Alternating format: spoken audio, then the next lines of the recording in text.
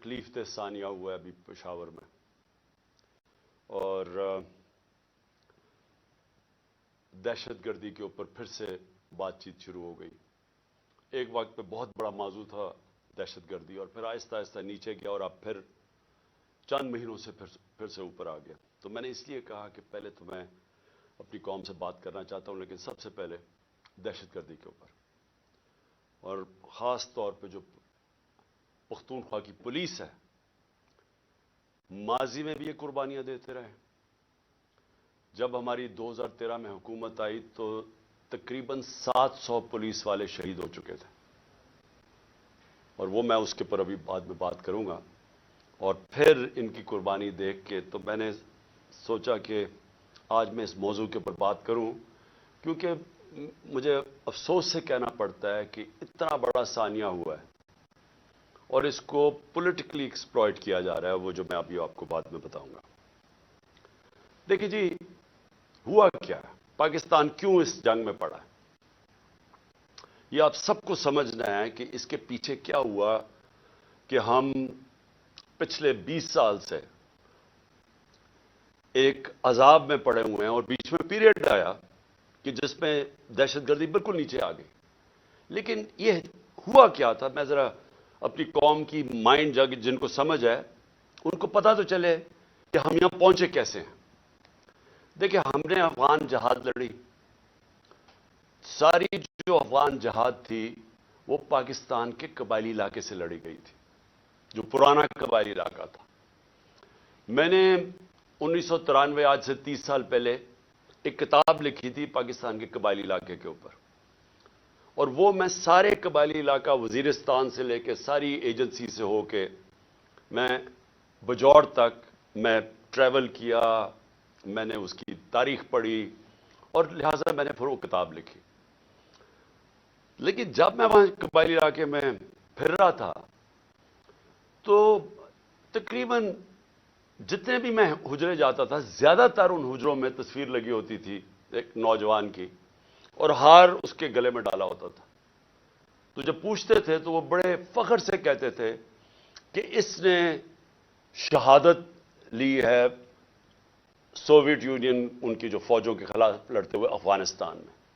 تو یہاں سے مجاہدین بھی جاتے تھے، جو باہر سے ہم نے القاعدہ جیسے گروپس کو بلایا تھا، لیکن یہاں کے لوگوں نے بڑی اس میں شرکت کی، قبائلی علاقے کے لوگوں نے۔ تو جب 2001 کے بعد جنرل مشرف نے فیصلہ کیا کہ ہم امریکہ کی جنگ میں شامل ہوں گے، میں یہ بار بار کہتا ہوں کہ یہ پروپیگنڈا سے کسی کی جنگ کو اپنی جنگ بنایا گیا۔ میں تب سے کہتا گیا ہوں کہ یہ ہماری جنگ نہیں تھی، اور اس کی دو وجوہات تھی۔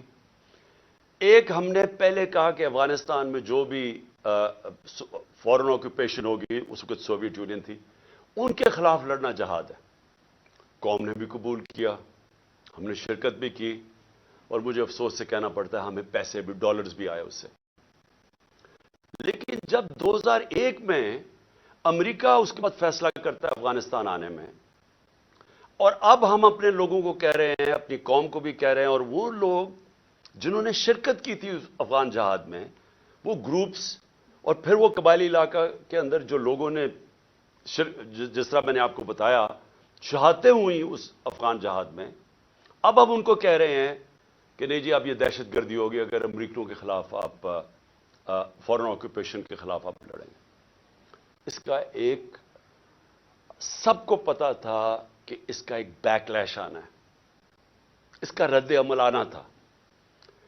اور جب میری آپ سٹیٹمنٹس میں 2003 میں نیشنل اسمبلی میں بھی بولا، جب پاکستان نے فیصلہ کیا، جنرل مشرف نے اپنی پہلی دفعہ 1948 کے بعد جب قائد اعظم نے حکم کیا تھا کہ پاکستان کی فوج قبائلی علاقے سے واپس لے آؤ، یہ پہلی دفعہ جب مشرف نے فوج بھیجی وہاں 2003 میں، تو میں نے اسمبلی میں تقریر کی اور کہا کہ اگر آپ تاریخ پڑھ لیں قبائلی علاقے کی، اب کبھی یہ حماقت نہ کرتے، کیونکہ ہماری وہ فورس تھی وہاں، ہمیں کوئی فوج بھی نہیں رکھنے کی ضرورت تھی۔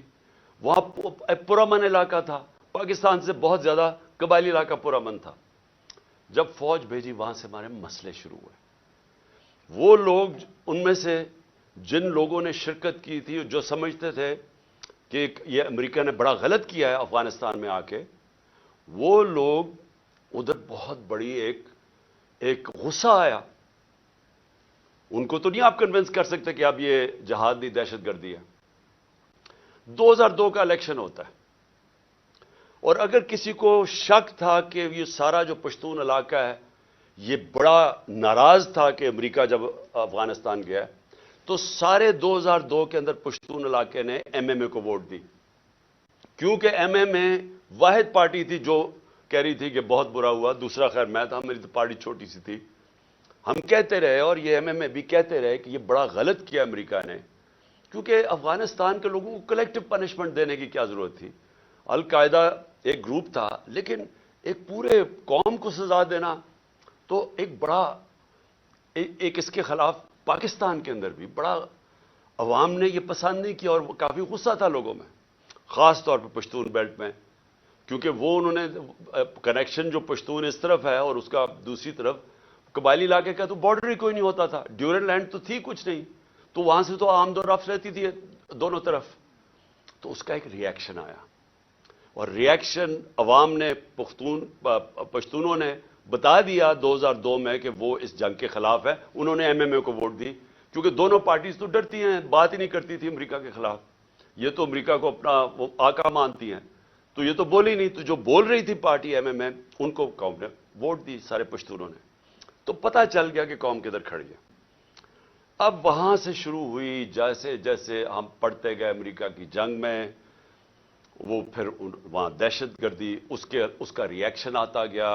انہوں نے پاکستان کے خلاف جو پھر پہلی دفعہ 2004-05 میں ہم نے ٹی ٹی پی کا نام سنا. یہاں تو کوئی ملیٹنٹ طالبان نہیں تھے.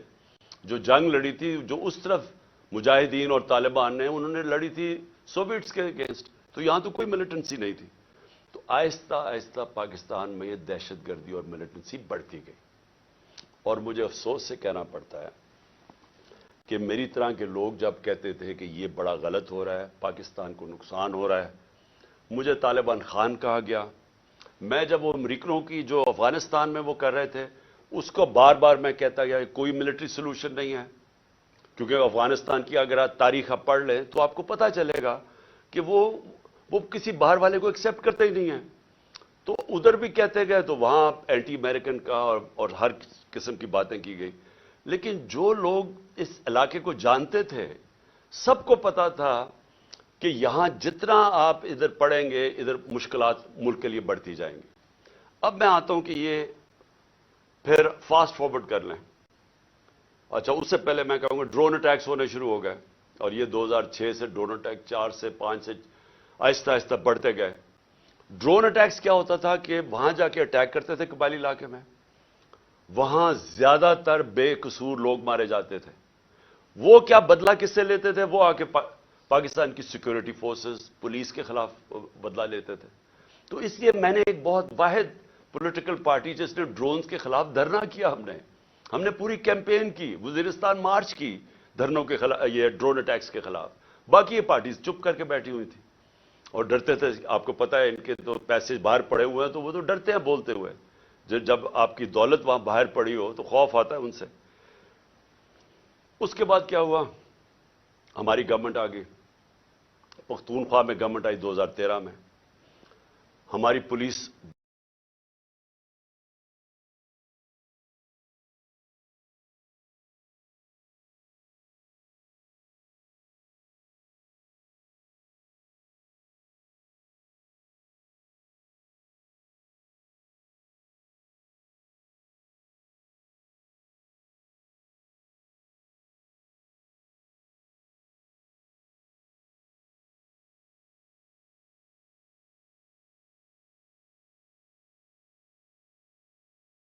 بری طرح ان کی کیجولٹیز ہوئی تھی، وہ ڈیمورلائز تھی. ہم نے پولیس کے اوپر پوری ریفارمز کی گئیں. آئی جی درانی صاحب کو ہم نے یہاں سے لے کے گئے مرحوم، وہ آئے وہاں، ہم نے پولیس کو ریفارم کیا، پولیس کمانڈوز کی ٹریننگ کروائی، پہلی دفعہ پولیس کمانڈوز کو ڈیولپ کیا. اور ادھر سے پھر فائٹ بیک ہوئی، اور پختونخوا کی جو پولیس تھی وہ پھر کھڑی ہوئی اپنے پیر پہ. اور اتنی قربانیوں کے باوجود انہوں نے ان کے اینڈ میں دیکھیں کہ ساری قوم کھڑی ہوگی پختونخوا کی پولیس کے ساتھ، کیونکہ انہوں نے پھر قربانیاں دی اور روکا دہشت گردوں کو. لیکن اصل میں دہشت گردی لڑی جاتی ہے انٹیلیجنس ایجنسی سے، اور قوم کی سیکورٹی فورسز لڑتی ہے. اور قوم کی سیکورٹی فورسز نے اینڈ میں قربانیاں دی. پتہ نہیں 6,000 ہمارے فوجی شہید ہو گئے، اور ٹوٹل پاکستان کی 80,000 پاکستانی اس جنگ میں ہلاک ہوئے. اب آ جائیں 2018 میں ہماری گورنمنٹ آ جاتی ہے. ہم فیسیلیٹیٹ کرتے ہیں افغان طالبان کے ساتھ بات چیت، اور امریکن اور افغان طالبان کے بیچ میں بات چیت. ہم کوشش کرتے ہیں کیونکہ ہمارا انٹرسٹ تھا وہاں امن ہوگا تو پاکستان میں اس کا فائدہ ہوگا، کیونکہ اس وقت جو پچھلی افغان گورنمنٹ تھی وہ پرو پاکستان نہیں تھی، وہ پرو انڈیا تھی. اور وہ حکومت ہمیں کوئی ہیلپ نہیں ملتی تھی جب یہاں پاکستان سے تین گروپس آپریٹ کر رہے تھے، افغانستان اٹیک کرتے تھے تو وہ نہیں روکتے تھے. تو ہم نے پوری کوشش کی پہلے بات چیت کروائیں تاکہ امن ہو افغانستان میں. پھر ہم نے کوشش کی افغان گورنمنٹ کو اور طالبان کو اکٹھا بٹھانے کی، وہ ہم فیل ہو گئے، انہوں نے نہیں مانا. لیکن ہم نے کوشش کی، ہم نے دونوں اس گورنمنٹ سے بھی بات کر رہے تھے. میں گیا بھی کابل جب پریزیڈنٹ غنی تھے، تو صرف کوشش کی کہ ہم کسی طرح یہاں امن پیدا کریں. تو جب پچھلی 2021 کی گرمیاں، اب میں صرف آپ کو اس لیے تفصیل بتا رہا ہوں تاکہ آپ کو پتا ہو آج جو ہو رہا ہے اس کے پیچھے بیک گراؤنڈ کیا تھی. 2021 میں گرمیوں میں مجھے خوف آنا شروع ہو گیا جب امریکیوں نے ڈیٹ اناؤنس کی وڈرال کی افغانستان میں. مجھے خوف آنا شروع ہو گیا کہ یہاں خانہ جنگی ہوگی افغانستان میں. اور ہماری ISI نے ہمیں پوری بریفنگ دی کہ 3 لاکھ فوج ہے افغانستان کی، اور جیسے ہی وڈرا اگر یہ جب امریکہ جائیں گے تو یہ 3 لاکھ فوج اور 60-70 ہزار صرف طالبان ہیں، تو یہاں تو خانہ جنگی شروع ہو جائے گی. تو ایک خوف تھا کہ جب وہاں خانہ جنگی شروع ہوگی تو اس کا فال آؤٹ پاکستان میں بھی آئے گا. ایک یہ خوف تھا کہ امریکہ ہمیں ہمارے پہ سینکشنز لگا دیں، کیونکہ وہ پہلے ہی کہہ رہے تھے کہ پاکستان کی وجہ سے ہم نہیں جیتے افغانستان میں. وہ پاکستانی انٹیلیجنس ایجنسیز کو بلیم کرتے تھے کہ وہ طالبان کے خلاف اس لیے کامیاب نہیں ہو کیونکہ پاکستان ان کی مدد کر رہا تھا. تو ڈر یہ تھا کہ ایک دفعہ سول وار شروع ہو گئی تو انہوں نے سارا ملبہ ہمارے پہ ڈال دینا. تو ہم تب سے میں پچھلی یعنی 21 کی گرمیوں سے آپ میری سٹیٹمنٹس دیکھ لیں، میں کہتا گیا تھا کہ وہ جو 2021 اور 22 کی سردیاں ہیں وہ پاکستان کے لیے سب سے مشکل وقت ہے. اور اس کی ایک وجہ یہ تھی کہ مجھے خوف تھا افغانستان میں کیا ہوگا. میرا جنرل باجوہ سے کوئی اختلافات نہیں تھے، ہم ایک پیج پہ تھے. اس ملک نے بڑا فائدہ ہوا جبکہ پاکستان کی اسٹیبلشمنٹ اور الیکٹڈ گورنمنٹ ایک پیج پہ تھی. اچھے کام ہوا. کرونا کے اندر دنیا نے ہمارا تسلیم کیا جس طرح ہم نے ڈیل کیا، لیکن سب ایک قوم نے مل کے اس سے لڑا. اس کے بعد ٹڈی بھی تھی، اس کا ایک آیا وہ بھی، اس میں بھی بڑا ہمیں خوف تھا. تو ہر چیز میں اس وقت ہم اکٹھے چل رہے تھے. اختلاف پہلا یہ ہوا کہ ایکسٹینشن کے بعد جنرل باجوہ نے بار بار ہمیں کہا کہ NRO ان کو NRO دے دو اور یہ اکاؤنٹیبلٹی سے پیچھے ہٹ جاؤ اور نیب کو چینج کر دو جو اب نیب ہے. یعنی نیب کو لاز کو امینڈ کرنا یہ تب سے شروع ہو گیا تھا کہ جیسے آپ امینڈ کریں گے تو یہ پولیٹیکل سٹیبلٹی آ جائے گی. بیسکلی ان کو NRO دے دو، جو ہم نے ریفیوز کر دیا. میں نے میٹنگ بھی تھی ایک ہوئی تھی جس میں میرے سینئر منسٹرز بیٹھے تھے، جنرل باجوہ نے یہ تجویز دی. ہم نے کام نہیں کرتے کیونکہ میں تو آیا ہی پالیٹکس میں 26 سال پہلے تھا رول آف لا کے لیے اور انصاف، اور اگر انصاف نہیں ہوتا تو کرپشن ہوتی ہے. تو دوسرا اختلاف کدھر ہوا؟ دوسرا اختلاف ان سے ہوا جنرل فیض کے اوپر. اب میں آج ساری قوم کے سامنے رکھنا چاہتا ہوں جو حقائق کیا تھے. میرا جنرل فیض کو اس وقت میں سمجھتا تھا کہ کیونکہ 2021-22 کی سردیاں ہمارے لیے بڑی مشکل ہوں گی، میں چاہتا تھا کیونکہ افغانستان کا فال آؤٹ آنا تھا، میں یہ چاہ رہا تھا کہ ان کو یہ سردیوں تک جنرل فیض کو رکھا جائے. کیونکہ اگر سب سے مشکل ٹائم ہے تو جو سب سے ایکسپیرینسڈ آپ کا انٹیلیجنس کا چیف ہے اس کو ہونا چاہیے، آپ کا بیسٹ کھلاڑی ہونا چاہیے. مجھے تب سے خوف تھا دہشت گردی کا. میں نے بار بار جنرل باجوہ سے بھی بات کی، میں نے اپنی کیبنٹ کو بھی بتایا کہ سردیاں ہمارے لیے مشکل ہیں، کیونکہ ایک پوری تاریخ میں دیکھ رہا تھا، مجھے تو پوری بیک گراؤنڈ پتا ہے اس کی. اللہ نے کرم کرنا تھا ایک طرح ہمارے اوپر بھی اور افغانستان کے لوگوں کے اوپر کہ وہ جو امریکن جو ٹرین کیا ہوا تھا افغان فوج، اس نے ہتھیار ڈال دیے. پریزیڈنٹ غنی ملک سے چلا گیا افغانستان سے. ایک دم طالبان کی گورنمنٹ آ گئی. کوئی خانہ جنگی سے یہ سارا خطاب بچ گیا. اس نے آپ کو اندازہ نہیں کہ پاکستان کے اوپر کتنا فائدہ ہوا اس کا. اگر خدا نہ خواستہ خانہ جنگی شروع ہو جاتی، ہمیں سب سے بڑا نقصان ہونا تھا. اللہ نے کرم کیا، افغانستان کے لوگوں پہ ہمیں بچا لیا. اب اس کے بعد کیا ہوا؟ پاکستان، کیونکہ ہم نے دعا کے ڈائلاگز جو امریکن اور طالبان کے تھے، ہم نے سب سے زیادہ اس میں پروموٹ کیا. اس کے اندر ہمارا سب سے بڑا کام تھا. تو ایک جو گورنمنٹ سب سے پہلے جس کے سب سے اچھے تعلقات تھے افغانستان میں، وہ پاکستان تھا. اور جو دنیا نے ایکنالج کیا کہ جو ایویکویشن ہوئی افغانستان میں، اس میں پاکستان نے سب سے بڑا رول پلے کیا، کیونکہ ہمارے تعلقات اچھے تھے. اور پھر شاہ محمود قریشی کو میں نے وہاں بھیجا، انہوں نے ان سے میٹنگز کی. ہماری کوشش یہ تھی کہ 2500 کلومیٹر کا ہمارا بارڈر ہے افغانستان کے ساتھ. ہمارے تعلقات اچھے ہوں گے تو یہ جو 3 قسم کے دہشت گرد پاکستان میں آپریٹ کر رہے تھے، BLA، TTP اور پھر ISIL، تو ہماری کوشش یہ تھی کہ ہم ان کے ساتھ اگر وہاں سٹیبل گورنمنٹ آ جائے تو پاکستان بچ جاتا ہے دہشت گردی سے. OIC کی منسٹرز کی میٹنگ کروائی غالباً دسمبر میرے خیال میں 2021 میں. افغانستان کو ٹاپک رکھا، دنیا کو بتایا کہ افغانستان کی سٹیبلٹی ضروری ہے، جس پہ ایک ہم نے اپنی وجہ بتائی کہ پاکستان میں دہشت گردی کنٹرول کرنے کے لیے سٹیبل افغانستان ضروری ہے. کانفرنس کروائی. اس کے بعد کیا ہوا کہ اس کے بعد بدقسمتی سے رجیم چینج آ گئی اور ہماری گورنمنٹ کو ہٹایا گیا. جب ہماری گورنمنٹ کو ہٹایا گیا تو اس سے پہلے ہماری میٹنگ ہوئی. میں نے جنرل باجوہ اور ISI چیف تھے، اب مجھے یہ نہیں یاد کہ اس وقت جنرل فیض آ گئے تھے یا یہ جنرل ندیم تھے، لیکن جنرل باجوہ تھے اور میں نے اور ہم نے بیٹھ کے گفتگو کی کہ اب جب اپنی افغانستان میں ایک پرو پاکستان گورنمنٹ ہے، یعنی اینٹی نہیں ہے، کیونکہ غنی ایڈمنسٹریشن تو پاکستان کے خلاف تھی، جب وہ آ گئی ہے تو ہمیں کوشش کرنا چاہیے. اب جب طالبان انہوں نے بھی کہہ دیا کہ اب ہم ان کو واپس بھیجنے لگے ہیں، اب 30 سے 40 ہزار طالبان فائٹرز اور ان کی فیملی افغانستان میں تھی. تو ہماری میٹنگ ہوئی اور ہم نے سوچا کہ اب ان کو کیا کرنا ہے. وہ کہہ رہے ہیں کہ پاکستان آئے اب یہ واپس، اور وہ بیچ میں بھی پڑھنے لگے تھے کہ ہم کسی طرح بات چیت پہ بھی وہ فیسیلیٹیٹ کریں. اب ڈسکشن یہ ہوئی کیونکہ یہ جو سیکیورٹی ایشوز ہیں وہ تو ہم بات کر.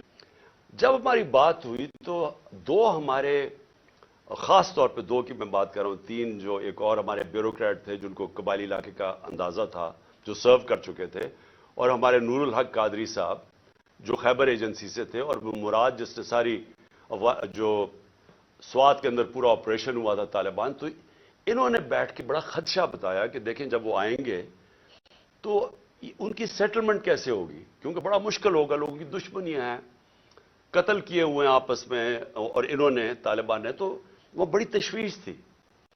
تو یہ فیصلہ کیا گیا کہ ہمارے جو قبائلی علاقے کے MNAs اور وہ بیٹھ کے ہماری سیکیورٹی فورسز فیصلہ کریں گی کہ ان کو ریہیبلیٹیٹ کیسے کرنا ہے. یہ بھی سوچا کہ ان کے لیے پیسے خرچ کریں گے، کیونکہ 2 ہی ہے نا، یا ہم ان کو مار دیں ساروں کو کھڑا کر کے، اور یا پھر ان کو سیٹل کریں اور ان سے کوئی اگریمنٹ کریں. اس کے علاوہ تو تیسرا کچھ نہیں تھا. تو ہم نے ان سے یہ بات ہوئی اور وہ بدقسمتی سے بات آگے بڑھی نہیں، کیونکہ اور چیزیں آ گئی، اور آپ سب جانتے ہیں رجیم چینج کے اندر اور چیزیں آ گئی. اس کے بعد ہماری گورنمنٹ چلی گئی. 2022 کی جون کے اندر ملاکنڈ کے اندر مسئلہ آ گیا، سوات کے اندر ایک دم طالبان کی وہاں کوئی آیا اور وہ عوام کھڑی ہو گئی. ان کو بڑا کہ پھر سے وہی حال ہونے لگا جو کہ پہلے تھا، جدھر سوات کے لوگوں نے بڑی مشکل وقت گزارا. تو تب تشویش ہوئی اور میں نے جون کے اندر پھر میٹنگ کی اپنے پختونخوا کے MNAs اور MPs کے ساتھ. KP ہاؤس کے اندر اسلام آباد میں میٹنگ کی، اور ان کو سب خدشہ تھا کہ یہ ایک نیا فینومینا پھر آ رہا ہے. یہ جو طالبان آ رہے ہیں وہاں سوات کے اندر جو ہو رہا ہے، اور پھر لیٹرز لوگوں کو آنے شروع ہو گیا کہ پیسے کے، اور پھر ہمارا ایک MP تھا, اس کو گولیاں لگیں وہاں دیر کے اندر, تو سب سے میٹنگ ہوئی اور ان کو خوف تھا کہ یہ ہو کیا رہا ہے. اور پھر ہم نے, کیونکہ ہماری گورنمنٹ تھی KP میں, ہم نے انہیں کہا کہ آپ بات کریں وہاں کے کور کمانڈر سے اور کوئی اگریمنٹ کریں کہ یہ کیا ہو رہا ہے, یہ فینومینا کیا ہے, کیونکہ سمجھ نہیں آ رہی تھی. لیکن اس گورنمنٹ نے کوئی ان کو سمجھ نہیں تھی کرنا کیا ہے, نہ ہی ان کی کوئی توجہ تھی وہاں. انہوں نے جب جون میں وہاں سے خدشہ ہوا کہ یہ ہو رہا ہے, یہ کیا فینومینا ہے, کیونکہ بارڈر تو گورنمنٹ کے ہاتھ میں نہیں ہے پختونخوا کے, تو ان کے اندر کوئی کسی کو نہ سمجھ تھی, نہ کسی کا انٹرسٹ تھا. عجیب عجیب سی ان کی مزاحیہ سٹیٹمنٹس آئیں اور وہ ایشو وہیں کا وہیں رہ گیا. اب یہ ایشو آہستہ آہستہ بڑھنا تھا, اور اب جدھر یہ پہنچ گیا ہے, مجھے اب ہوا کیا, جب پولیس پہ جب یہ اٹیک ہوا مسجد کے اندر, تو ابھی وہ لوگ, وہ بیچارے جو, میں پھر سے آج سب کے سامنے, ہم سب کو تکلیف ہے کہ جو جس طرح کی ہم نے وہ سینز دیکھے ہیں اور جس طرح وہ پولیس والوں کے اوپر ایک غصہ اور ایک غم طاری ہوا تھا, وہ ہم نے دیکھا سب نے. تو سوال ابھی یہ پوچھا جائے کہ گورنر KP نے ابھی تو لوگوں قبروں میں دفن بھی نہیں کیا, ابھی تو لوگ تکلیف میں ہیں, ابھی تو انالیسس ہی نہیں ہوا کہ یہ ہوا کیا ہے. گورنر KP خط لکھ دیتا ہے کہ جی الیکشن کو ڈیلے کیا جائے, ملک صوبے کا صورتحال ٹھیک نہیں ہے. اب میرا یہ سوال ہے کہ جو لوگ یہ اب سمجھ رہے ہیں کہ یہ جو دہشت گردی بڑھائی جا رہی ہے, اور جو پہلے سے بھی یہ PTI کی گورنمنٹ کے خلاف ہے, اور یہ الیکشنز کو متاثر کر رہی ہے, اور یہ الیکشنز ڈیلے کرنے کے لیے, تو گورنر نے تو خط سے یہی اسی طرف لوگوں کو, جس کا نہیں بھی سوچ تھا وہ ادھر چلی گئی ہے. کیا یہ عقل ہے کہ جب تک آپ نے پوری طرح دیکھا ہی نہیں اور پتہ ہی نہیں آپ کو سیکیورٹی سچویشن کیا ہے, سیدھا بیٹھ کے کہہ دیا کہ الیکشن ڈیلے کرو. جو پرو گورنمنٹ کے تجزیہ نگار ہیں وہ بھی شروع ہو گئے کہ جی الیکشن ڈیلے کیا جائے.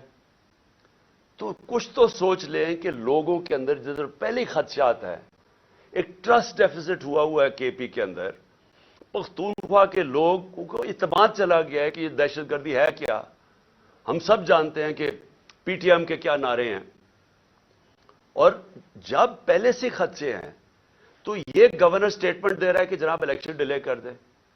تو میرا سب سے بڑا سوال اب یہ ہے کہ آج میں اس گورنمنٹ اور ان کے لوگوں سے پوچھنا چاہتا ہوں کہ جو ہمیں ذمہ دار ٹھہرا رہے ہیں, میں یہ پوچھنا چاہتا ہوں کہ میں اس کا تو جواب دے سکتا ہوں جب ہم اقتدار میں تھے. جب ہم اقتدار میں نہیں ہیں, یہ کہنا کہ کیونکہ اس دور میں انہوں نے یہ کیا تو آج یہ ہو گیا. سوال یہ ہے کہ ہمارے دور میں کیوں نہیں ہوا. 2013 سے ہماری گورنمنٹ تھی پختونخوا, جو سب سے بڑا صوبہ جو تباہی میں تھی, 2013 سے 18 تک ذرا دہشت گردی دیکھ لیں کہ پختونخوا میں کتنی ہوئی ہمارے دور میں, اور 2018 سے اب تک ہماری جب گورنمنٹ تھی, مجھے یہ بتا دیں کتنی دہشت گردی تھی. تو آج ہمیں یہ کہا جا رہا ہے کہ جناب وہ کیونکہ انہوں نے پتہ نہیں کیا کیونکہ آج دہشت گردی بڑھ گئی. یہ بالکل اس لیے اسی طرح ہے, جس کے اوپر ابھی میں اس کے بعد آؤں گا, کہ جناب انہوں نے پتہ نہیں آج جو معاشی بحران آ گیا اور جو تباہی مچ گئی ہے پاکستان میں, جو لوگوں کی امید ہی ملک سے چلی گئی ہے, جو معاشی حالات ہیں, تو وہ کہہ رہے ہیں کہ جی وہ ہماری وجہ سے ہوا ہے. ہم اس کے ذمہ دار ہیں جو ہمارے دور میں ہوا ہے. جب ہم پاور میں نہیں ہیں, ہمارے سے کیوں جواب پوچھ رہے ہیں. میں آج پھر سے میں بار بار کہتا رہوں گا, مجھے ان کا پتا تھا کہ یہ نااہل اور کرپٹ لوگ, انہوں نے تو 30 سال حکومت کی اور ملک کو یہاں پہنچایا ہے. اور اب یہ کہنا کہ یہ جو جنرل باجوہ کی سوچ تھی کہ اب آ کے یہ ملک ٹھیک کر دیں گے, جو 17 سال میں سب سے بہتر پاکستان کی اکنامک پرفارمنس تھی, اس اکنامک پرفارمنس کے اوپر رجیم چینج کر کے ان کو لے آئے. میں بار بار جنرل باجوہ کو کہتا رہا, اور میں نے واضح طور پہ شوکت ترین کو بھجوایا. میں اس لیے آپ کو کہوں گا کہ ہمیں پتا تھا یہ کیا ہونا ہے. میں ان کو جانتا ہوں 30 سال سے, جو انہوں نے کیا پاکستان کے ساتھ, یہ جو قرضے چڑھے ہوئے ہیں جب سے یہ آئے ہیں, دیکھیں انہوں نے, یہ امیر ہوتے جاتے ہیں, ملک مقروض ہوتا جاتا ہے. تو انہوں نے ملک کیسے ٹھیک کرنا تھا؟ جو ملک کو تباہی کی طرف لے کے جائے وہ ملک ٹھیک کیسے کر سکتا ہے؟ ان کے یہ جو نون لیگ کی 99 یہ گورنمنٹ چھوڑ کے گئے ہیں، ذرا دیکھ لیں کہ کیا حال تھا پاکستان کی معیشت کا، اور اب یہ جو 2018 میں چھوڑ کے گئے تب دیکھ لیں کیا حال تھا۔ تو اب ان کو جب ہمیں ہٹا کے ان کو لے کے آئے، انہوں نے اب ٹھیک کر دینا تھا ملک۔ چلتی ہوئی معیشت جو 17 سال میں اس کی گروتھ ریٹ یعنی جو اکانومی میں دولت میں اضافہ ہو رہا تھا 5.7 اور 6%، آخری 2 سالوں میں کرونا کے باوجود، کرونا کا بھی میں بار بار آپ کو اس لیے یاد کرواؤں گا، یہ دنیا کے اندر اتنا بڑا ثانیہ صدی میں ایک دفعہ آتا ہے، اور دیکھیں کہ پاکستان کیسے نکلا اس میں سے، اور پھر اپنے لوگوں کو، معیشت کو، سب کو بچا لیا، غریبوں کو بچا لیا۔ اور ہم جب وہاں سے جب اس کو بتایا جنرل باجوہ کو کہ یہ نہ کامیاب ہونے دیں، اور اس لیے کامیاب نہ ہونے دیں کیونکہ یہ نہیں سنبھال سکیں گے، اور وہی ہوا، جیسے ہی آئے ملک نیچے جانا شروع ہو گیا۔ مجھے بتائیں کون سا اتنا بڑا عذاب آیا تھا؟ کیا چینج آیا کہ دہشت گردی بھی اسپانوں میں چلی گئی اور یہ معیشت بھی زمین پہ چلی گئی؟ کون سا چینج آیا تھا؟ یعنی کوئی مجھے سمجھائے کہ ہمارا تو مسئلہ بنا ہوا تھا، تیل پہنچ گیا تھا $110-115 بیرل، اب وہ آگے ابھی اوپر ہی بھی ہے تو $85 کا ہے۔ تو جب اصل تو مہنگائی تیل کی وجہ سے آتی ہے جو آپ امپورٹ کرتے ہیں، تو ہم نے جو انرجی کی قیمتیں وہ بھی اوپر گئیں، کموڈٹی سپر سائیکل جس کو کہتے ہیں اس کو بھی گزارا۔ 2.5 سال ہم IMF کے نیچے تھے، IMF کے پروگرام سے بھی گزرے۔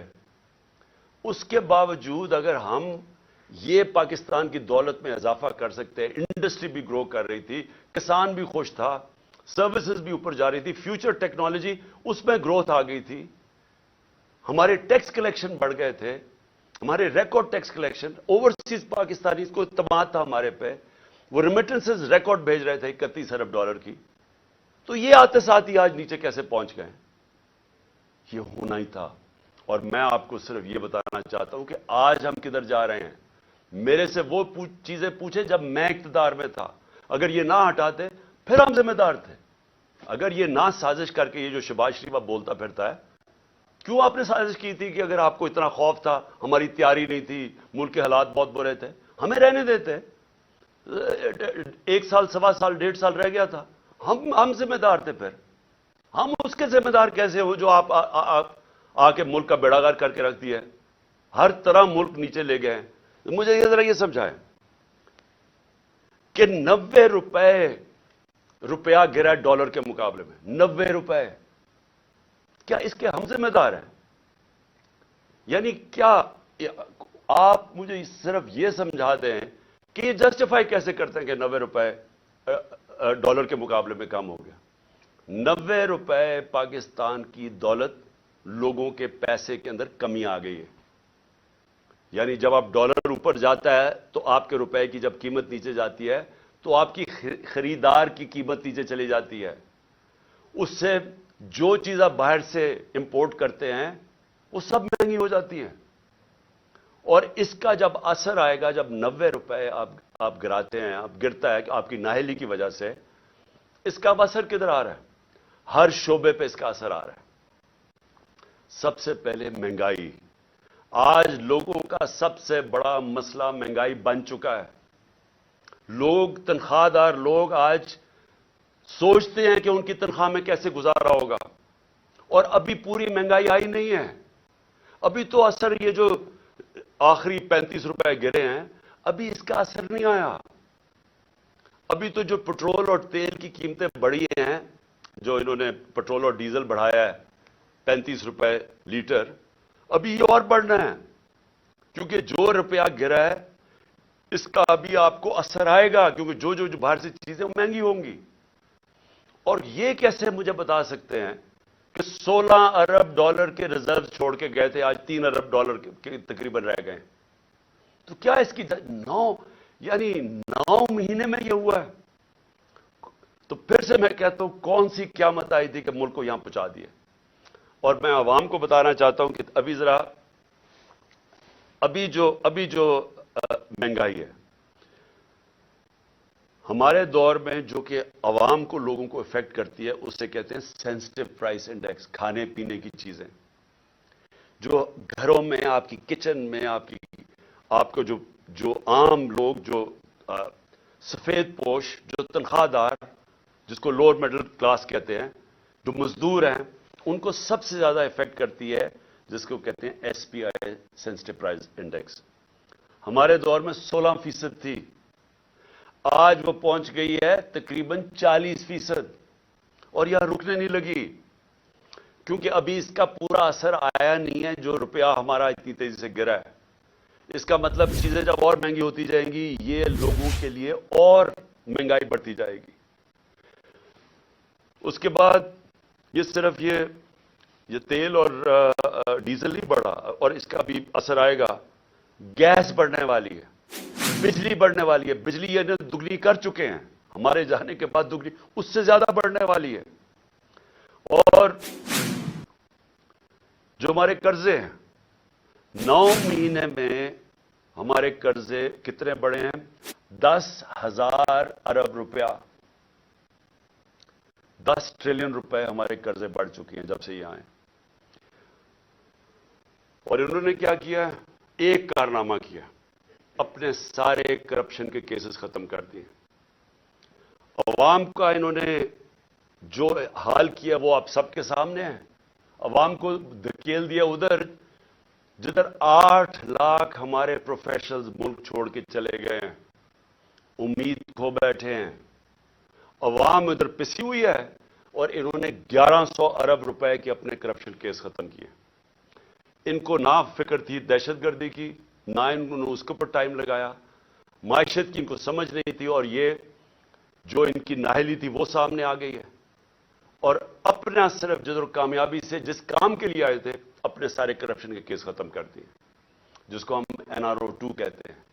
جو ملک سے ایک غداری کی تھی جنرل مشرف نے جب ان کی چوروں کی بڑی چوری معاف کی تھی 2008 میں, اور ایک یہ دوسری جنرل باجوہ نے یہ جو ان کو NRO 2 دیا ہے, یہ سب سے بڑی غداری ہے کہ آج دروازے کھول دیے ہیں بڑی چوری کے, وائٹ کالر کرائم کے دروازے کھول دیے ہیں, کیونکہ نیب تو انہوں نے ختم کر دیا, FIA ختم کر دیا. ان کا صرف کام ہے سیاسی انتقام لینا.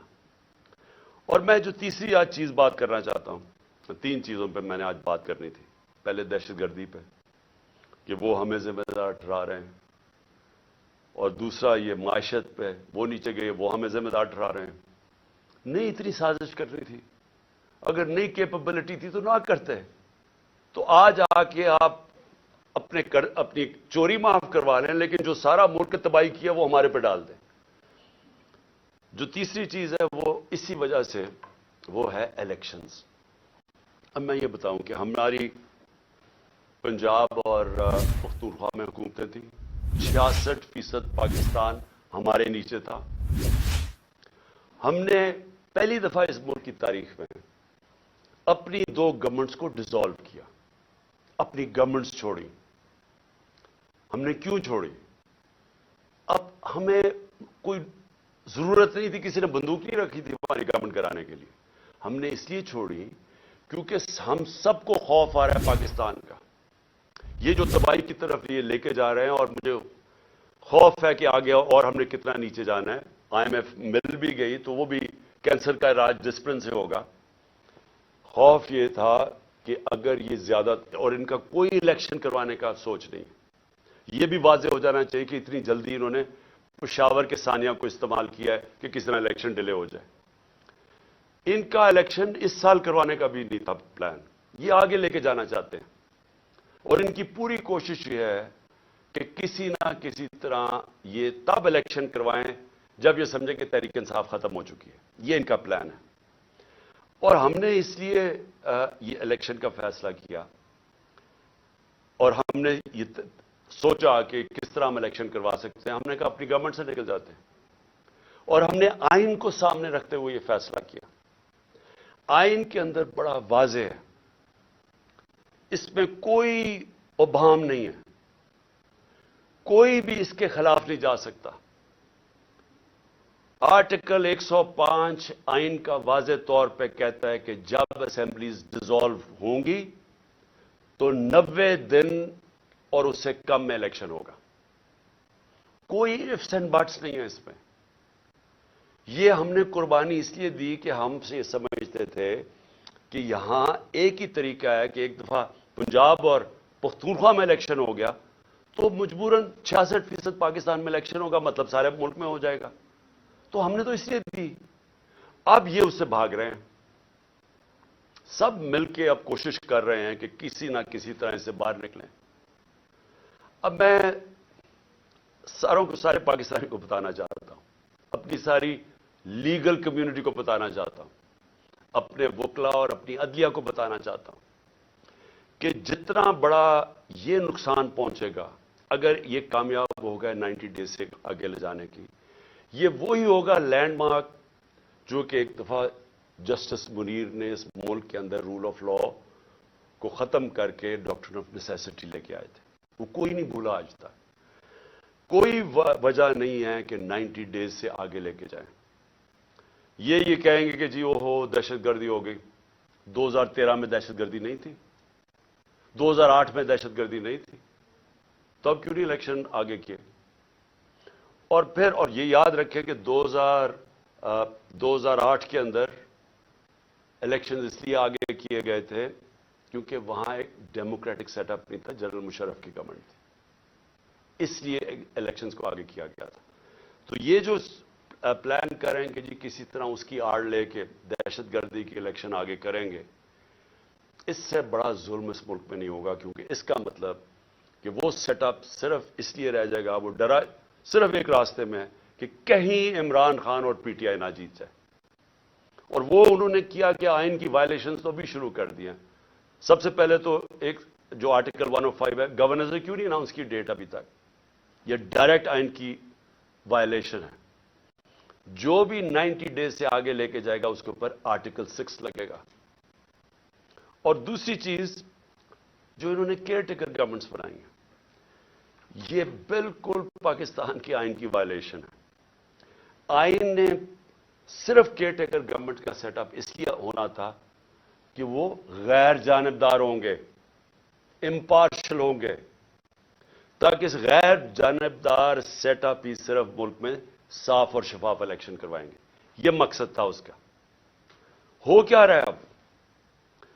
وہ حکومتیں آ گئی ہیں پختونخوا میں اور یہاں پنجاب میں، جو یہ نہیں کہ وہ صرف غیر جانبدار نہیں ہیں، وہ سخت ہمارے خلاف ہیں. ابھی سے سارے قدم اٹھانے شروع ہو گئے ہیں جو کہ یہ شہباز شریف کی حکومت بھی نہ تھوڑا سوچ سمجھ کے کرتی، کیونکہ جلدی میں ہے.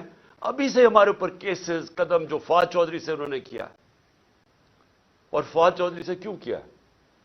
فواد چودھری کا یہ بتانے کی کوشش کر رہے ہیں کہ ہم اس طرح آپ کو ذلیل کریں گے. ہتھکڑیاں، وہ کوئی دہشت گرد تھا، اس کے اوپر کپڑا ڈال کے لے کے آ رہے ہیں، اس کو کمرے میں یعنی اتنی سردی کے اندر اس کو کمرے میں زمین پہ اس کو سلوا رہے ہیں. وہاں کون سا جرم کیا اس نے؟ اعظم سواتی سے پہلے یہ کیا، شہباز گل سے پہلے یہ کیا. یہ لوگوں کو ڈرا رہے ہیں کہ یہ ہم کر دیں گے آپ کے، تاکہ آپ چپ کر کے کسی نہ کسی طرح ہاتھ کھڑے کر کے تو ان نون لیگ کو الیکشن جیتتے جائیں. اور تب تک یہ نہیں کریں گے جب تک یہ سمجھیں گے کہ انہوں نے یہ کیئر ٹیکر لے کے اس لیے آئے ہیں ہمارے اوپر تشدد کریں، کیسز کریں، جیلوں میں ڈالیں، ڈرائیں دھمکائیں، ایف آئی آرز کریں، کرپشن کیسز کریں. پرویز الہی کے گھر پولیس بھیج دی کل، کتنی گاڑیاں چلے گئی وہاں اس کے اوپر. ہمارے وہ ورکرز کے ان کو پولیس بلا کے ہراساں کرنا شروع ہو گئی ہے کہ تمہارے کیسز کریں گے، ان کو ٹیلی فون کر رہے ہیں. تو کیا یہ کیئر ٹیکر کرتی ہے؟ کیا پاکستان کی تاریخ میں کبھی کیئر ٹیکر نے ایسی حرکتیں کی ہیں؟ میری جے آئی ٹی، اب ذرا یہ سن لیں، میری جو جے آئی ٹی بنائی ہوئی ہے جو میرے اوپر قاتلانہ حملہ ہوا، یہ سوچیں کہ وہ ابھی نوٹیفائڈ ہے، پنجاب گورنمنٹ نے نوٹیفائی کی ہوئی ہے وہ جے آئی ٹی. اس کو آتے ساتھ ہی سارے اس کو نان فنکشنل کر دیا، اس کے ریکارڈ سیل کر دیے. کس چیز کا خوف ہے؟ پہلے وہ 2 ڈی پی او گجرات اور یہ جو سی ٹی ڈی کا ایس ایس پی تھا، وہ کوپریٹ، وہ ہمارے نیچے آفیسرز کام کر رہے ہیں، وہ پنجاب گورنمنٹ کی بنائی ہوئی جے آئی ٹی سے وہ کہتے جی ہم جواب دینی ہے. ان کو کہا فون پکڑائیں جنہوں نے آپ نے ویڈیوز بنائی ہوئی ہیں، نہیں جی ہم نہیں دیتے. انہیں کہا جے آئی ٹی کے سامنے ہم نہیں آتے. کون ان کے پیچھے ہے؟ کون اتنا طاقتور ہے کہ پنجاب پولیس اتنی کانفیڈنٹ ہو جائے، اتنا اس کو اعتماد ہو کہ ان کے پاس کوئی طاقتور ان کے فورسز ہے کہ ایکس پرائم منسٹر بڑی پارٹی کا ہیڈ اپنی ایف آئی آر نہ کٹوا سکے اپنے صوبے میں؟ اور پھر جن کو خوف ہے، وہ جو طاقتور لوگ جن کو خوف ہے کہ کوئی چیزیں نہ سامنے آ جائیں جے آئی ٹی کی، وہ سارے طاقتور لوگ پوری کوشش کریں سیبوٹاج کرنے کی۔ لیکن سیبوٹاج کرنے سے پہلے کیا چیزیں سامنے آ گئی ہیں؟ پہلے میں یہ ذرا آپ کو دو چیزیں بتا دوں کہ پہلے تو 16 دسمبر کو جے آئی ٹی نے جو فورینسک رپورٹ دی تھی عدالت میں، اس میں کیا چیز آئی؟ 2 شوٹر تھے۔ انہوں نے یہ اسٹیبلش کر دیا کہ دو بندوق والے تھے جنہوں نے گولیاں چلائی۔ وہ 16 دسمبر کی آ گئی۔ اب 3 جنوری کی جو فورینسک رپورٹ ہے، جو عدالت میں ابھی گئی ہے عدالت کے اندر، یہ عدالت میں جمع ہو گئی ہیں۔ اس نے اسٹیبلش کیا ہے کہ 3 شوٹر تھے۔ سو جو سارا بنایا ہوا تھا کہ جی ایک دینی انتہا پسند ہے جس نے کہا میں اکیلا ہوں، اس کو پڑھا کے بھیجا تھا پہلی سٹیٹمنٹ میں اکیلا ہوں، تو پہلے تو یہ ثابت ہو گیا کہ 3 شوٹر تھے۔ تو ساری جو سازش تھی وہ سامنے آ گئی، اور 3 شوٹر اس طرح تھے کہ اس کی گولیاں جو ہم کہہ رہے تھے، جو میں بھی کہہ رہا تھا کہ اوپر سے میرے چھت سے گولیاں، ان کے گولیوں کے خول مل گئے جو انہوں نے آئیڈینٹیفائی کیا ہے جے آئی ٹی نے، جو کہ اب عدالت میں جمع کروا دی۔ تو سوال میرا یہ پھر سے بنتا ہے کہ کیا ایک کیئر ٹیکر گورنمنٹ جس کا کام ہی یہ نہیں ہے، جس کا کام یہ تھا کہ وہ صرف اور صرف الیکشن کروائے، وہ انٹرفیئر کر رہی ہے جے آئی ٹی میں؟ کون ہے ان کے پیچھے؟ کون ہے یہ ان کو جو ایڈوائز کر رہا ہے کہ سارے جو آفیسرز یہاں لگوائے جائیں وہ سارے اینٹی پی ٹی آئی ہوں؟ ان آفیسرز کو لگایا جا رہا ہے جنہوں نے 25 مئی میں ہمارے اوپر ظلم کیا تھا۔ ہم نے 22 صرف ساری پنجاب کی فورس سے ہم نے 22 لوگوں کے نام دیے تھے کہ ان کو آپ کو نہیں لگانا چاہیے، یہ سخت ہمارے تحریک انصاف کے خلاف ہے، انہوں نے ہمارے اگینسٹ ایکشن لیا تھا۔ ان میں سے 13 کو لگا چکے ہیں، 22 میں سے 13 لگ گئے اور باقی لگنے والے ہیں۔ کون سی کیئر ٹیکر گورنمنٹ نے پاکستان کی تاریخ میں یہ کیا؟ اور میں ایک اور بھی بات کرنا چاہتا ہوں، کیونکہ یہ میرے اوپر جو قاتلانہ حملہ ہوا تھا، ایک قیامت کی نشانی آ گئی ہے۔ آصف زرداری نے میرے اوپر ہرجانہ کر دیا، ڈیفیمیشن کر دیے۔ ڈیفیمیشن کا کیا مطلب ہوتا ہے؟ کہ میری ریپوٹیشن کو نقصان پہنچایا گیا ہے، اس لیے میں عدالت میں جا رہا ہوں۔ آصف زرداری صاحب، سب سے پہلے جب یہ عدالت میں کیس جائے گا، میں تو بڑا شکر کر رہا ہوں کہ آپ عدالت میں آئیں گے، سب سے پہلے وہ آپ سے پوچھیں گے کیا آپ کی کوئی ریپوٹیشن ہے جو خراب ہوئی ہے، اس کو نقصان پہنچ سکتا ہے۔ ساری دنیا میں مضمون آپ کو دکھائیں گے پہلے کہ مسٹر 10% آپ کا نام رکھا گیا تھا، کہ ہر چیز کے اوپر پیسے بناتے تھے۔ سندھ کے لوگوں سے پوچھیں کہ کیا ظلم کا نظام آپ نے وہاں رکھا ہوا ہے۔ قرآن پہ ہاتھ رکھ کے بتائیں کہ آپ نے اب تک کتنے لوگ مروا چکے ہیں۔ وہ جج کا جو نام آپ کے اوپر آتا ہے، بتائیں نا لوگوں کو کہ آپ نے کیا کیا کیا اپنی ماضی میں، کس طرح کی دہشت پھیلائی ہوئی آپ نے سندھ کے اندر۔ میں تو شکر کر رہا ہوں کہ میرے اوپر ہرجانہ کریں آپ۔ اور پھر کیا یہ جب میں کہہ رہا تھا کہ میرے اوپر حملہ ہونے والا ہے، یہ جو جے آئی ٹی کی رپورٹ کے سامنے کہ ایک دینی انتہا پسند کے نام پہ مجھے قتل کریں گے، تو کیا کسی نے رائٹنگ میں دیا تھا کانٹریکٹ؟ مجھے پتا چل ہی گیا تھا نا کہیں سے، تو میں اس لیے بول رہا تھا تب، اور جلسوں میں کہہ رہا تھا کہ کرنے والے ہیں۔ اس سے پہلے بھی ایک پلان بنایا ہوا تھا، یہ پلان بھی بنا تھا، تو کوئی مجھے رائٹنگ میں تو کسی نے نہیں کہا تھا کہ آپ ثبوت دیں جی۔ مجھے انفارمیشن ملی تھی تو میں نے کہا تھا، اور وہ ساری انفارمیشن ثابت ہو رہی ہے۔ یہ جو جے آئی ٹی میں کور اپ کرنے کی کوشش ہو رہی ہے، یہ طاقتور لوگ اپنے آپ کو بچا رہے ہیں، اس لیے وہ خوف زدہ ہیں کہ کہیں سچ نہ سامنے آ جائے۔ اور یہ جو آصف زرداری آپ نے جو گیم کی ہے، یہ ایک سپلنٹر گروپ ہے دہشت گردوں کا، اور میری انفارمیشن اتنی سالڈ ہے، وہ اتنی سالڈ ہے کہ وہ اس میں جو مجھے ڈیٹیلز پتا ہے کہ کون سے وہ ایجنسیز کے آفیسرز اس کے ساتھ آپ کے ساتھ ملے ہوئے ہیں جنہوں نے پلان کیا ہے. پہلے تھا ایک قتل کا پلان ہے، اس کو میں نے جب 4 نام میں نے ٹیپ پہ ریکارڈ کر کے ملک سے باہر پہنچا دیے، مجھے کچھ ہوگا وہ نام آ جائیں گے. پھر پلان بی بنا جس میں 3 لوگ ملوث تھے، اس کا میں نے سیدھی طرح، اور اس کی ایف آئی آر، اس کی کیونکہ ایف آئی آر نہیں ہوئی، اسی سے ثابت ہوتا ہے کہ وہ تینوں ملوث تھے. کیونکہ میری رائٹ ہے، یہ تو میرا حق ہے کہ ایف آئی آر، میرے اوپر قاتلانہ حملہ ہوا، مجھے اجازت ہونی چاہیے تھی، انویسٹیگیشن میں اپنے آپ کو ثابت کر لیتے ہیں. اور یہ جو تیسرا جو یہ پلان انہوں نے کیا ہوا ہے، اب یہ دہشت گردی کے نام پہ ہوگا کہ پہلے تو دینی انتہا پسند نا، سلمان تسیب ٹائپ مرڈر، اب یہ ہوگا کہ جی دہشت گردی ملک میں آ گئی ہے تو جی دہشت گرد کا خود کش حملہ ہو گیا اور عمران خان کو مار دیا. میں یہ اس لیے ساری قوم کے سامنے لے کے آ رہا ہوں کہ آصف زرداری، آپ نے جو اربوں روپیہ اس ملک کا چوری کر کے باہر رکھا ہوا ہے، یہ قوم آپ کو معاف نہیں کرے گی. اس لیے میں نے کیا ہے کہ آپ پیسہ نہ انجوائے کریں، بعد میں یہ سمجھیں حملہ کروا دیں. اور وہ جو آفیسرز بھی ہیں ان کا بھی مجھے پتا ہے کون ملوث ہے ان کے اندر، اور اس لیے میں پہلے سے لوگوں کو آگاہ کر رہا ہوں. اور میں بڑا شکر کر رہا ہوں کہ اس آدمی کو میرے ساتھ عدالت میں کھڑا کرو. میں اس کی پوری کتاب ہوگی، اتنی بڑی کتاب ہوگی بتانے کے لیے کہ اس کے پاس ریپوٹیشن ہی نہیں ہے ڈیفینڈ کرنے کے لیے. آخر میں اپنی قوم کو میرا آخری پیغام یہ آج کی تقریر کا کہ دیکھیں، ایک ملک پھر سے یہ یاد رکھیں کہ ہم جس طرح جا رہے ہیں، یہ ملک ہم تباہی کی طرف جا رہے ہیں. کیوں؟ کیونکہ ہمارا ایک بہت بڑا، جب پاکستان بنا تھا، اس کے پیچھے ایک بڑا فلسفہ تھا، اس کے پیچھے قربانیاں تھیں، اس کے پیچھے ایک بڑی خواب تھی. اس ملک کو بنانے کے لیے ساری دنیا، مسلمان دنیا میں خوشیاں ہوئی تھیں. مجھے البینیا کا پرائم منسٹر ملا ایک دفعہ، اس نے کہا کہ ہم قائد اعظم کی تقریریں سنا کرتے تھے، اب وہ فوت ہو گئے، ہم ریڈیو پہ سنا کرتے تھے. اور نیلسن منڈیلا نے کہا کہ وہ قائد اعظم کی تقریریں سنتے تھے کیونکہ وہ سارے آزادی کی جنگ میں ملوث تھے. اور اس نے کہا کہ مٹھائیاں بانٹی گئیں البینیا کے اندر جب پاکستان بنا. یہ ساری مسلمان دنیا میں ایک ہوپ آئی کہ کیسا ملک بنے گا. اس وقت سب سے بڑی پاکستان کی آبادی تھی مسلمان ملکوں میں. بدقسمتی سے ناانصافی کی وجہ سے ایسٹ پاکستان علیحدہ ہوا. تو اس وقت سارے لوگوں نے امید لگائی ہوئی تھی کہ ایک ایسا ملک آئے گا جو لیڈ کرے گا مسلمان دنیا کو. ہم کدھر پہنچ گئے وہاں سے؟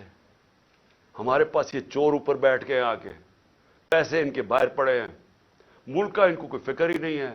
روپیہ 90 روپیہ ڈالر مہنگا ہو گیا ہے ان کے 9 مہینے میں.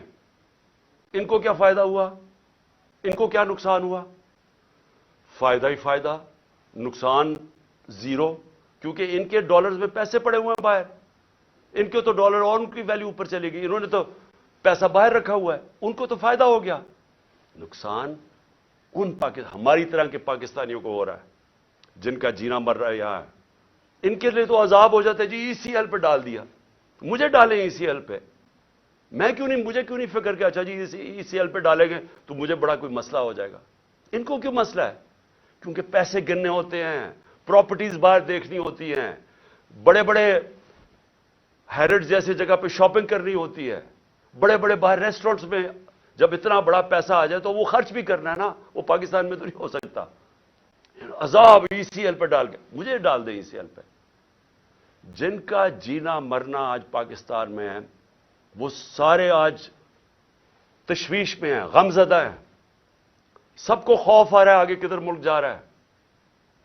میں ہر پاکستانی کی بات کر رہا ہوں جو سمجھتا ہے کہ یہ ہماری ماں ہے، ہمارا ملک ہے. وہ سب آج ان سب کو خوف آ رہا ہے کہ جو ڈائریکشن میں پاکستان جا رہا ہے. اور میں پھر سے یہ کہتا ہوں کہ ہمیں وقت ہے ابھی بھی، اور ایک راستہ ہے بس. جو مرضی، میں آپ سے نہیں کہہ رہا، میں 8-9 مہینے سے ایک ہی بات کہہ رہا ہوں کہ یہ جو لوگ آئے ہیں اس سے نکلنے کا ایک ہی حل ہے، ایک فری اینڈ فیئر الیکشن کروائے جائیں جلدی سے جلدی. عوام کے مینڈیٹ سے گورنمنٹ آئے. جب عوام کی بیکنگ سے گورنمنٹ آئے گی وہ بڑے فیصلے کرے گی. یہ چوروں کی طرح نہیں, یہ چوروں کی طرح نہیں جو ڈرتے ہیں فیصلے کرتے ہوئے, کیونکہ ان کو ان کا تو مقصد ہی گورنمنٹ میں اور ہے آنے کا, یہ ملک تو ٹھیک نہیں کرنے آئے. ان لوگوں کو جن کو پبلک بیک کرے گی, پبلک مینڈیٹ سے آئیں گے, وہ بڑے فیصلے کریں گے. جب وہ بڑے فیصلے کریں گے, اس فیصلوں سے یہ ملک نکلے گا اس بحران سے. یہ صرف انتظار کر رہے ہیں. میں ختم کرتا ہوں, کرکٹ سے ختم کرتا ہوں, کیونکہ میری بڑا زندگی کا حصہ تھا کرکٹ. یہ میچ ایسا ہے, یہ میچ کھیلنا چاہتے ہیں ان کے اپنے امپائر, اپنے سلیکٹروں, اپنی پچ ہو, اپنا تھرڈ امپائر ہو.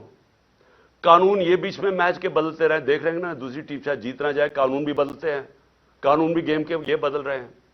اور جو مخالف ٹیم ہے اس کے کیپٹن کو یہ جیل میں ڈالنا چاہتے ہیں, اس کی اچھے پلیئرز کو یہ ان کے اوپر مقدمے کر کے ان کو باہر رکھنا چاہتے ہیں ٹیم سے.